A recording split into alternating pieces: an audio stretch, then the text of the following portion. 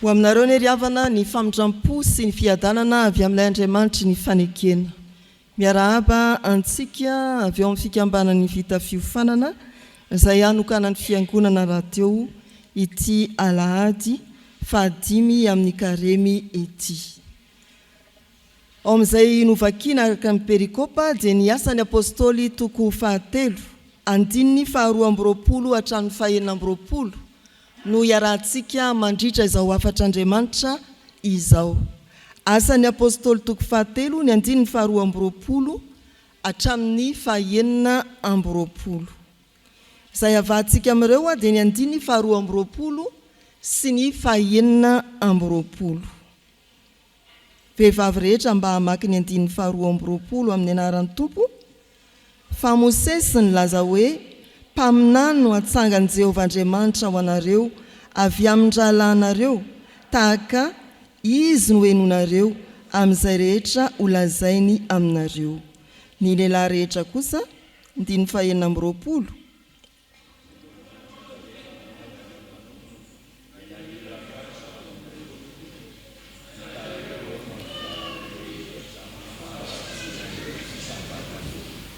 Amen. Ireo andiny tsoratra masina roa ireo no angatahantsika ny fanahy masina mbola hiasa amintsika ka ampahitantsika indray zava-mahagaga ampiorenana ny finoana. Ny asan'ny apôstôly toko 7 dia ahitantsika zavatra anankitelo mazava tsara. Ny voalohany dia ny tantara ny fanangana ny Petera, ilay lehilahy malemy tongotra teo ambavahady ny tempoly. Manoho izany Petera amin'ny fijoroana ho vavolombelona ka mamerina mitantara ny nanolorana ny Jesosy faty teo amin'ny hazo fijaliana ary mamarana azy izay hitantsika eto ny amin'ny fiantsoana izay landre mba hibebaka. Manorina ny fanekeny ny Tompo. Misy hevitra anankiroa kosa arak'ireo andininy novakina teo isariana antsika.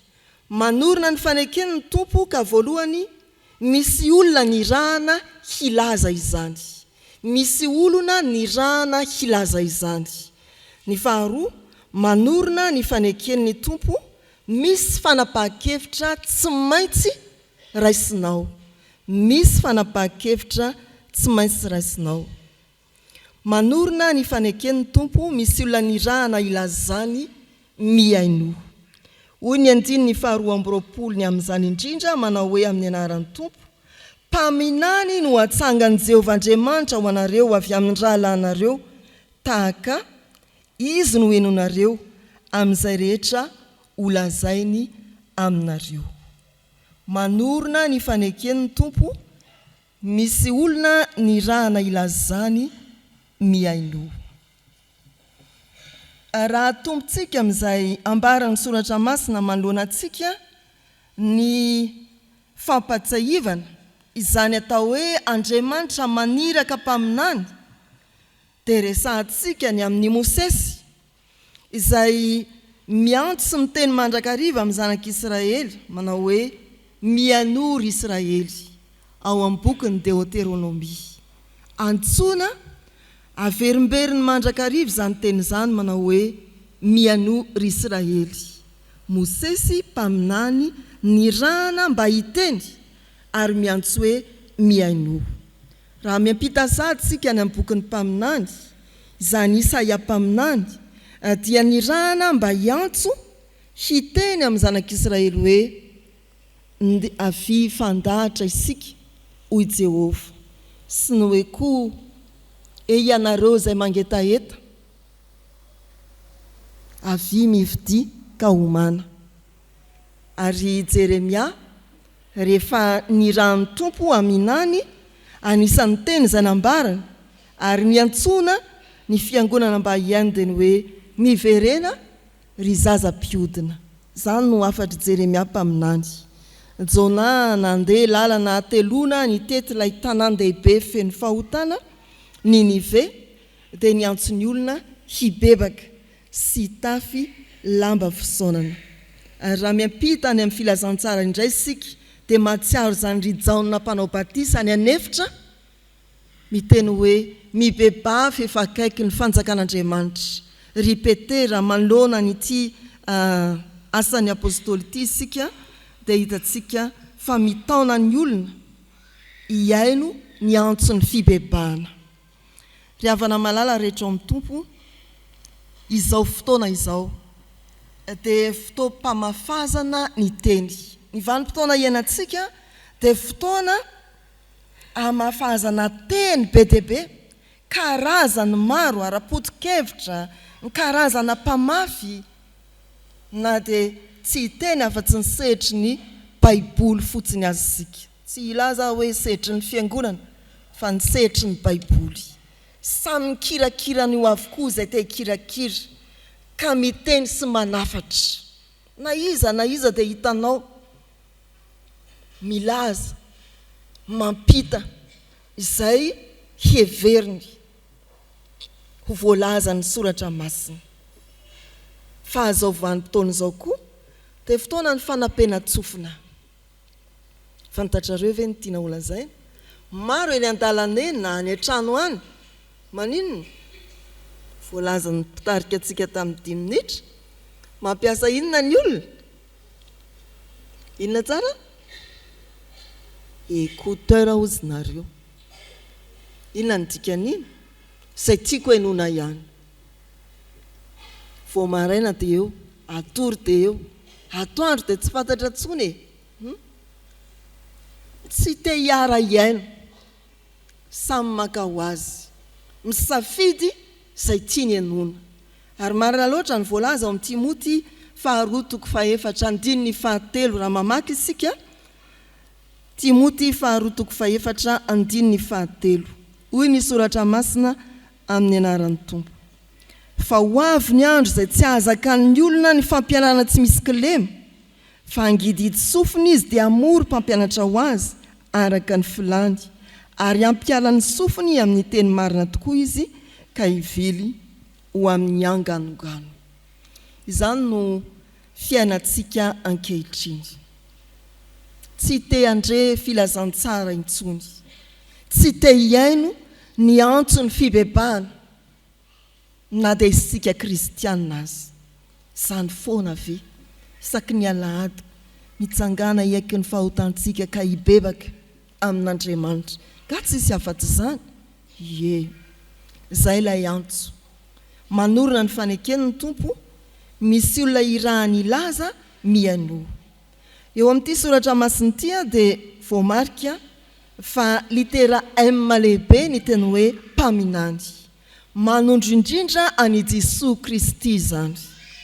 Betsaka mimpaminany efa nialoha azy, ny tany saina tamintsika teo ny santionany, fa izay tiana ambara dia i Jesosy Kristy. Araka ny teny fanambarana teo amin'ny fanaovana batisa azy manao hoe, ity no zanako malalako izay sitrako izy no henoy. Naniraka mpaminany Andriamanitra, fa mampifantoka antsika indrindra amin'ny Jesosy Kristy izy ankehitriny, raha miteny manao hoe ity no zanako malalako izay sitrako izy no henoy. Indreo isika vita fiofanana. Ny rahan'Andriamanitra koa isika ampandre amin'ny mpiarabelona, fa misy mpaminany anankiray izay miavaka amin'ny mpaminany rehetra. Asain'ny Tompo mitondra hafatra isika anondro an'i Jesosy Kristy tahaka ny Jaona mpanao batisa. Atraiza ny toerana efa nanaovanao izany. Raha oviana ny mbola handeha indray ianao, mba hanaiko mpaminany irahan'Andriamanitra. Mampahery antsika fa raha miantso ny fiangonana no hoe fitoriana filazantsara, hitariana ny katekomena izatra hitory-teny amin'ny andro tahaka izao, dia tonga daholo ve tsika? Anjatony. Aleo iondrika. Ampolo ny tonga. Mpaminany ve isika vita fiofanana? Sa mpanaovinany? Feritreritra izany ry havana. Mpaminany miteny ve isika? Sa mpaminany haninona? Ndrao vonona ny sofin'ny olona, fa ny mpaminany mpilaza hafatra no tsy manao ny asany. Ry havana malala rehetra amin'ny Tompo, ampahirezina isika maniraka mpaminany Andriamanitra ny anjarantsika dia miaino izay lazainy. Misy fanapahan-kevitra tsy maintsy raisitsika rehefa nandre ny mpaminany isika, tsy inon'izany fa fibebahana. Manora ny fanekeny ny tompo, misy fanapahan-kevitra tsy maintsy raisina mibebaha. Ohatra lehibe tsy tokony ho lalovana amin'izao vanim-potoana ny karem'izao ny fiainan'i Davida sy ny Salamo faha 150 izay nanonany vavaka fibebahana. Rehefa novanginina tanam-paminany izy tamin'ny heloka nataony tamin'ny fiarahana tamin'ny Batseba vadiny Oria, nitarika ny famonoana an'izany Oria mpitartafika izany. Tsy vitany hoe nijangatsanga tamin'ny Batseba fotsiny izy, fa nasainy novonoana mihitsy ny vadiny Batseba mba hahazoany hanambady an'ity vadin'olona ity. Fa nasain'Andriamanitra namanga ny Davida ao amin'ny Samuela 2:2, patadiavantsika azy dia hoe ny 2:2. Nasain'Andriamanitra namangy any Davida inatana mpaminany, ilaza ny fahadisoany izay vitany manodidina ny fiarahany tamin'ny Batseba. Rehefa nandre izany Davida dia niaiky ny fahotany. Hoy ny Samuela 2:2, andiny ny 2:20 amin'ny anaran'ny Tompo: fa ianao nanao izany tao mangingina, ary izao kosa, hoy ny Tompo, haneo izany zavatra izany eo anatrehany Israely rehetra sy amin'izao atoandro be nanary izao. Andiny ny 7:20, dia hoy Davida tamin'ny Natana: efa nanota tamin'i Jehova aho, ary ho kosa Natana tamin'ny Davida: Jehova efa nanaisotra ny helokao ka tsy ho faty ianao.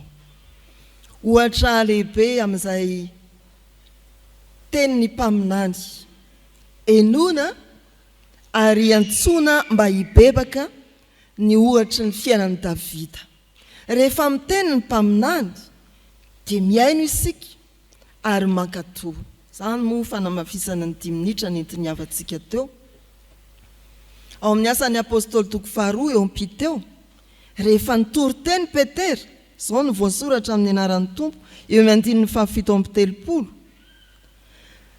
Raha nandre izany ny olona dia voatsindrona tampony ka nanao tamin'ny Petera sy ny apôstôly namany hoe: ry rahalahy, inona no ataonay?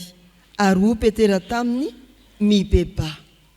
Rehefa nandre ny aino ny mpaminany isika dia misy fanapahan-kevitra mifanandrify amin'izay teny ny mpaminany, tsy maintsy raisitsika ny fibebahana. Izany ry havana no afatra misongadina amin'ny vanim-potoana ny karemy tahaka izao. Iantsonantsika anetry tena lalina eo anatrehan'i Jesoa sy ny fahafatesany teo amin'ny hazo fijaliana, ka anekentsika fampanota isika hibebaka mba handray ny famonjena. Misy antokon'olona izay mikiry mamaky ny Baiboly manontolo ka anaisotra ny teny hoe mibebaka sy ny teny iray fototra amin'izany ao amin'ity soratra masina ity. Andao esorina fa mandrebireby ny teny hoe mibebaha. Alao samy anao izay tiany. Mety ve zany? Nefa isika koa manao izany. Tsy esorintsika ao amin'ny Baiboly fotsiny izy, fa tsy iainantsika, tsy mibebaka isika. Indraindray dia ny fahotana mahafaty ialana, fa ny fahotana mahafatifaty fikirina mafy. Mahavariana ny mahita hoe misy olona nodimandry ka rehefa fonosin-damba mba hasitritsitrika kely ihany re le pakehana sigary. Dia mandramaty ve? Anaraka hatrany am-pasana ve? Aza neka nisy koa hoe ity olona ity tena tiany mihitsy. Sanatria tsy atao amintsika izany, nampirafesiny tampoka ka fonosy miaraka amin'ny ihany. dia entina mandramaty ve? Rehefa mihain'ny mpaminany isika tsy ny sasatsasany amin'ny fahotana izay mety hoe azonao elana mora no ialanao ka hibebahanao, fa izay rehetra tsy fahatanterahanao, izany no karemy ry havana. Firy taona ianao no nandiny vanim-taona ny karemy, ary fahotana manao ahoana no efa nihitsana teo amin'ny fiainanao. Mbola atao antsoavo amin'ny alalan'ny mpaminany izany, amin'ny alalan'ny fiangonana amin'izao vanim-taona ny karemy izao. Mibeba ary mibeba indray. Ry havana malala rehetra ao amin'ny tompo,